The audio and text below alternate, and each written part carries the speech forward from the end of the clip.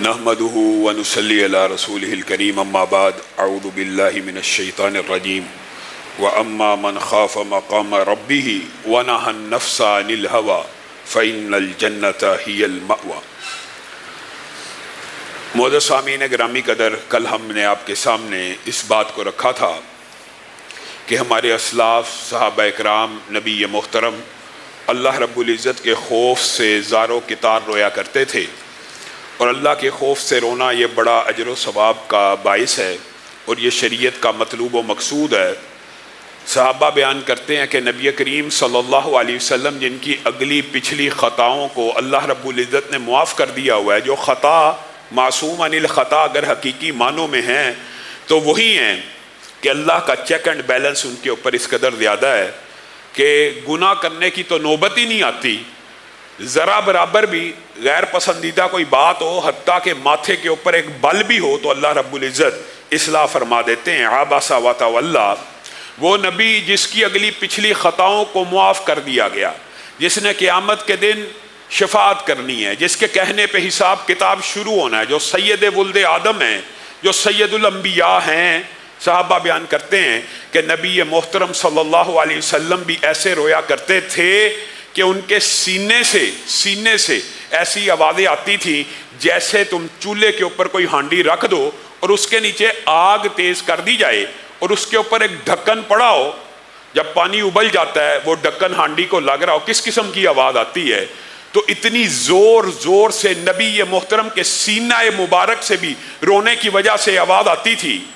اور نبی کریم صلی اللہ علیہ وسلم جب صحابہ کو ڈرایا کرتے تھے، یا ایھا الناس اتقوا ربکم ان زلزلۃ الساعۃ شیء عظیم، یہ جب آیت مبارکہ کی نبی کریم صلی اللہ علیہ وسلم نے تلاوت کی، اور ساتھ یہ تو خیر قیامت کے دن کی ہولناکیاں ایک الگ مستقل موضوع ہے، لیکن یہاں پہ کہا کہ تمہیں پتہ یہ کون سا دن ہوگا؟ صحابہ نے کہا کون سا دن ہوگا؟ نبی کریم صلی اللہ علیہ وسلم نے ڈرانے کے انداز میں کہا یہ وہ دن ہوگا کہ آدم علیہ السلام کو اللہ مخاطب ہو کے کہے گا اپنی اولاد میں سے جہنمیوں کو علیحدہ کر لو۔ حضرت آدم پوچھیں گے اے اللہ میری اولاد میں سے کتنے جہنمی ہیں؟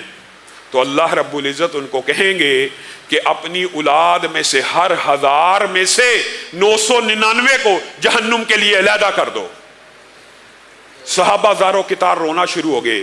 نبی محترم صلی اللہ علیہ وسلم نے ان کو تسلی اور تشفی بھی دی کہ اللہ کی بارگاہ میں رونے سے اور تم جیسے لوگوں کو ان احوال میں شامل نہیں کیا جائے گا۔ لیکن میرے بھائیوں، حقیقت بات یہی ہے، حقیقی عقل مند وہی ہے جو اللہ سے ڈر گیا، جو اللہ رب العزت کے خوف میں مبتلا ہو گیا۔ حقیقی عقل مند وہی ہے جس نے اللہ کے خوف کو اپنے دل میں جاگزیں کیا، اور یہی رمضان کی گرد و غایت ہے۔ اور اللہ کا خوف جلوت میں تو ہے، خلوت میں نہیں ہے۔ آج آزمائشوں نے، آج گناہوں کے لیے موجود فیسیلیٹیز نے، سہولتوں نے نئے ایک دور کا آغاز کر دیا ہے۔ حقیقت بات ہے، آپ غور کریں، سابقہ ادوار میں بھی گناہ تھے، سابقہ ادوار میں بھی گناہوں کے مواقع بھی تھے، لیکن گناہ کے لیے کچھ نہ کچھ سٹرگل، کچھ نہ کچھ محنت بھی کرنی پڑتی تھی۔ کوئی گندا پروگرام دیکھنا ہے تو بہرحال گندی کمپنی بھی ریکوائرڈ تھی، اور ایک ایسی محفل اور مجلس بھی ریکوائرڈ تھی کہ جس کے ساتھ جا کے بندہ ٹکٹ خرید کے سینما میں چلا جائے۔ آج ہم آزمائش اور فتنے کے اس دور میں مبتلا ہیں۔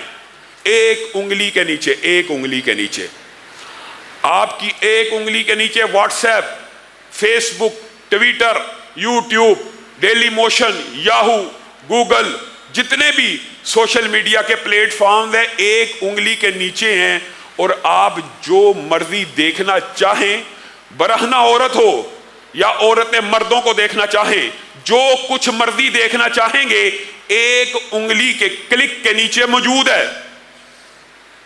گویا یہ بھی آزمائش کا اور فتنے کا ایک نیا باب شروع ہو چکا ہے، اور یہ بات بھی ہمیں سمجھنی چاہیے۔ جو آیت آپ کے سامنے میں رکھتا ہوں، لِيَعْلَمَ اللَّهُ مَنْ يَخَافُهُ بِالْغَيْبِ، آپ کو پتہ ہے نا، یہ صحابہ کے بارے میں تھا کہ جب حالت احرام میں جاؤ گے تو جانور تمہارے ہاتھوں کے پاس پھریں گے، پہاڑوں پہ چلو گے، تنہائیوں میں پھرو گے تو جانور تمہارے پاس آئیں گے، اور جو پاس نہیں آئے گا تمہارے نیزے کی ریچ بھی ہوگا. اب بتائیے، تطبیق کیجئے، گویا اللہ رب العزت ان صحابہ کو بھی کہہ رہا ہے کہ تمہارے لیے تنہائیوں میں گناہوں کو آسان کر دیا جائے گا. حالت احرام میں شکار منع ہے. کیسا امن پسند بات آئی ہے ضمنی طور پہ مذہب ہے کہ جس مذہب میں 2 کفن جیسی چادریں پہن کے اللہ کے لیے جانور اور پرندوں کو بھی مارنا حرام ہے، کیا وہ مذہب کسی بے گناہ انسان کو مارنے کی اجازت دے سکتا ہے؟ خواہ پروپیگنڈا ہے. یعنی تنہائی کے اندر صحابہ کو کہا گیا گناہوں کو یہ بات آسان کر دی جائے گی. اور آج کے دور میں تطبیق کیجئے، حقیقی بات یہ ہے جو بندہ آج بھی حیا رکھتا ہے، اللہ کے فضل سے ہم سب مسلمان ہیں. آپ نے دیکھا ہوگا ہماری کفیات خلوت میں مختلف ہیں اور جلوت میں مختلف ہیں.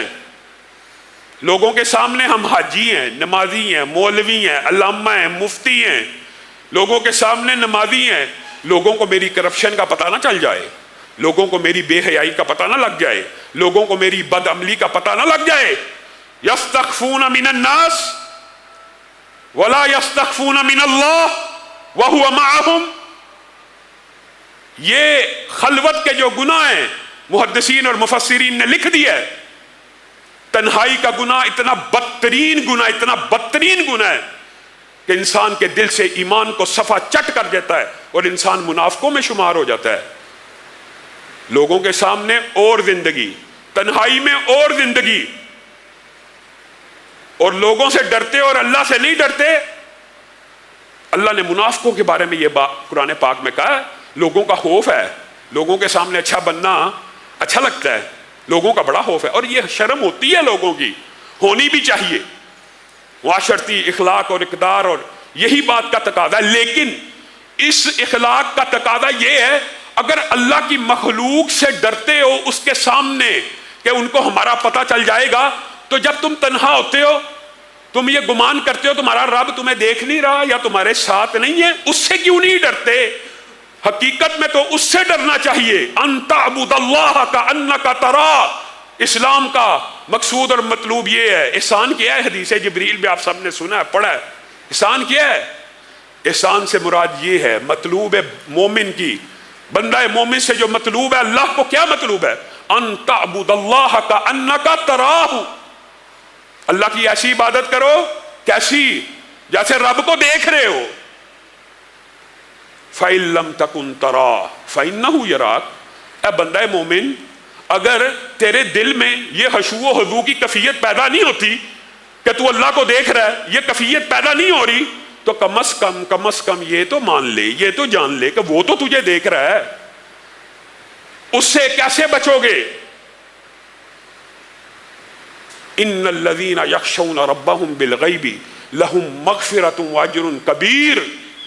اور یہ بات بھی یاد رکھیے، تنہائی کے اندر انسان یوٹیوب پہ بیٹھا ہے، کئی مرتبہ ایسے پیج آٹومیٹک کھل جاتے ہیں، کئی مرتبہ ایسی فحش تصویریں آٹومیٹک آ جاتی ہیں، پھر ان کے اوپر نظر نہیں جمانی. پھر اگر ان کو کلوز کرو گے، ان کو بند کرو گے، بار بار اللہ کے خوف کی وجہ سے یہ ادراک اور شعور رکھتے ہوئے کہ ہمارا رب ہمارے ساتھ ہے، دیکھ رہا ہے، نوٹ کر رہا ہے. ان الذین یخشون ربهم بالغیب لہم مغفرۃ واجر کبیر. پھر ایسے ہی بندوں کے لیے اللہ تعالیٰ نے مغفرت بھی رکھی ہے اور اجر کبیر بھی رکھا ہے. جو اللہ سے غیب میں ڈرتے ہیں، بن دیکھے رب سے ڈرتے ہیں، اپنی تنہائیوں میں موقع بھی مل جائے بند کر دیا، کلوز کر دیا. بار بار جو یہ عمل کرتا ہے، وَمَن يَتَّقِ اللَّهَ يُكَفِّرْ عَنْهُ سَيِّئَاتِهِ وَيُعْظِمْ لَهُ أَجْرًا. جو اللہ سے ڈر جاتا ہے اللہ تعالیٰ اس کے سارے گناہوں کو معاف کر دیتے ہیں، سارے کے سارے گناہوں کو معاف کر دیتے ہیں، اور ان کے لیے بہترین اجر ہے. اور یہی صورت ملک میں ہے کہ ان کے لیے بہت بڑا اجر اللہ رب العزت نے تیار کیا. کن لوگوں کے لیے؟ حقیقت یہ ہے اگر ہماری خلوت ہماری جلوت کی طرح پکیدہ ہو جائے، اللہ کی قسم تب ہم ولی اللہ کہلانے کے حقدار ہیں. اور دھرتی کے اوپر ولی اللہ صرف وہی ہے جس کی تنہائیاں پاک ہیں. ہاں، وہ ولی اللہ ہے جس کی تنہائی پاک ہے اور جس کی تنہائی گناہوں سے آلودہ ہے. وہ تہامہ پہاڑ جیسے اعمال لے کے آئے، جس کا وزن دیکھنے میں بہت زیادہ ہو، جو دیکھنے میں بہت ہی بڑے دکھتے ہوں. کل قیامت کے دن حضرت ثوبان کی حدیث میں یہ بات موجود ہے.